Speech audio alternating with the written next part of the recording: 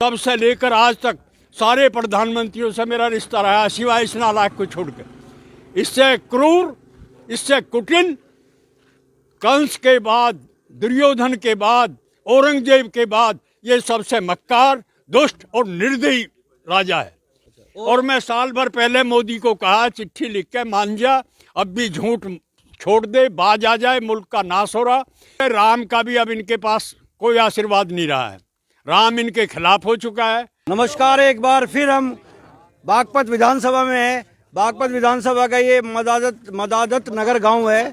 यहाँ लोगों से बात करेंगे और जानेंगे 2022 चुनाव को लेकर के क्या मूड है इनका। आइए बात करते हैं। यहाँ क्या माना साहब, कौन सी पार्टी का विधायक बनना चाहिए इस बार? इस बार आरएलडी का बनेगा, और यहाँ नहीं, पूरे यूपी में ही बनेंगे। अच्छा, बीजेपी 100 सीट भी नहीं प्राप्त कर पाएगी। मैं पिछले आरएलडी का गठबंधन है। हाँ, वो जीतेगा। और आपको लग रहा है कि वो उत्तर प्रदेश में सरकार बनेगी? हाँ, 100% बनेगी। ये मैं 3 साल भारतीय जनता पार्टी क्यों नहीं? जी भाई, सच से बड़ा कोई तप नहीं और झूठ से बड़ा कोई पाप नहीं। गलती से भी इनके मुंह से सच नहीं निकलता तो सारे पाप इनके जुम्मे आ चुके हैं। राम मंदिर ढाने के, नोटबंदी में 4 लाख करोड़ तो राम मंदिर तो अभी बन गया है, कोर्ट के आदेश से बना है, लेकिन बन गया है मंदिर, राम मंदिर बन गया है। उसमें बड़ा फर्क है। अच्छा, हमारे यहाँ देव उठानी ग्यास के बाद शादी और शुभ मुहूर्त होते हैं। मोदी ने बिहार का चुनाव जीतने के लिए बिना देव उठानी ग्यास के, बिना शुभ मुहूर्त के, बहुत बड़ा आरोप लगाया ताऊ जी ने भारतीय जनता पार्टी के ऊपर कि बिना मुहूर्त के ये राम मंदिर बना है। क्या कहेंगे ताऊ जी? और उससे जो है, उसकी वजह से राम का भी अब इनके पास कोई आशीर्वाद नहीं रहा है। राम इनके खिलाफ हो चुका है। राम ने अपनी पूरी जिंदगी कभी झूठ नहीं बोला, गलती से भी इनके मुंह से सच नहीं निकलता। नोटबंदी में 4 लाख करोड़ रुपया जो ब्लैक मनी थी वो बीजेपी के दफ्तरों में चला गया।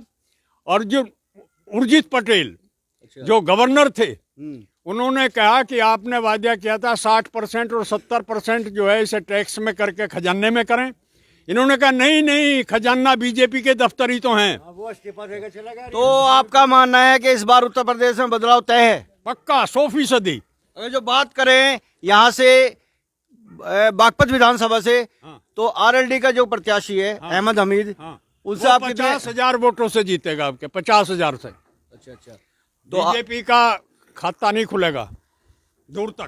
योगी जी कहते हैं कि हमारी सरकार उत्तर प्रदेश में नंबर 1 है और डबल इंजन की सरकार है। क्या कहेंगे इस पे? डबल इंजन की सरकार ये है, इन सबको भाइयों को पता, मुरादनगर में 4 इंजन की सरकार थी। मोदी भी ऊपर, योगी भी ऊपर, वहाँ एमपी भी बीजेपी का, एमएलए भी बीजेपी का। और 1 महीना पहले शमशान में शोक स्थल बनाया गया।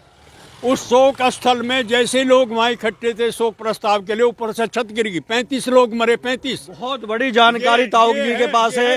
ये चुनाव है, अब चुनाव के टाइम वक्त आ गया, चुनाव चल रहा है। इस टाइम पे ऐसे बातें करनी, जो पुरानी बातें याद दिलानी, बहुत बड़ी बात रखती है। और क्या कहेंगे ताऊ? और ऐसा ही उत्तराखंड में भी मोदी भी, योगी भी, वहाँ की गवर्नमेंट भी, और उसके बाद एमएलए भी उनके, एमपी भी उनके। और जो बांध बना रहे थे, थोड़ा सा पानी आया, बांध टूट के बह गया, उसमें 70-80 लोग मरे। ये हत्यारे हैं। किसी भी हत्या पे इन्हें रोना नहीं आता, किसी के लिए ये जो है कंडोलेंस नहीं करते, सांत्वना नहीं देते। 700 आदमी किसान मर गए वहाँ पे। 1 मिनट ये नहीं आया कि भाई किसान क्यों मरे हैं। इन्हीं का गवर्नर जो सतपाल है, उसने कहा, मैं कहा जी इस पे शोक संदेश तो कर दो। क्या मेरे लिए मरे वो? अरे नोटबंदी में तो 150 आदमी के लगभग लाइन में तेरी वजह से मरे थे लोग। 2,000 का नोट तुमने चलाया और 1,000 का बंद कर दिया। कहाँ गई ब्लैक मनी? तो क्या मानते हैं इस बार बदलाव होना तय है? 100%। वो तो भगवान की तरफ से लिखा जा चुका। और मैं साल भर पहले मोदी को कहा, चिट्ठी लिख के, मान जा, अब भी झूठ छोड़ दे, बाज आ जाए, मुल्क का नाश हो रहा। ये जो तूफान आ रहे हैं, बिजली पड़ रही है, मोदी के राज में करीब 3,000 लोग आसमान के बिजली गिरने से मरे हैं। बाढ़ में और आगजनी में, कोरोना में 4-5 लाख लोग मरे हैं। और कभी सच नहीं बोलते, क्योंकि गैस की उससे मरे ही नहीं कोई।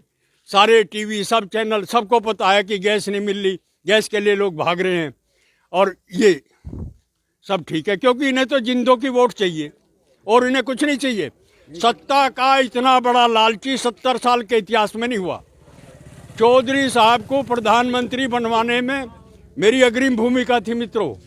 राजनारायण जी मेरे बाद में आए, देवीलाल जी मेरे बाद में आए, तब से लेकर आज तक सारे प्रधानमंत्रियों से मेरा रिश्ता रहा, सिवाय इस नालायक को छोड़कर। इससे क्रूर, इससे कुटिल, कंस के बाद, दुर्योधन के बाद, औरंगजेब के बाद ये सबसे मक्कार, दुष्ट और निर्दयी राजा है।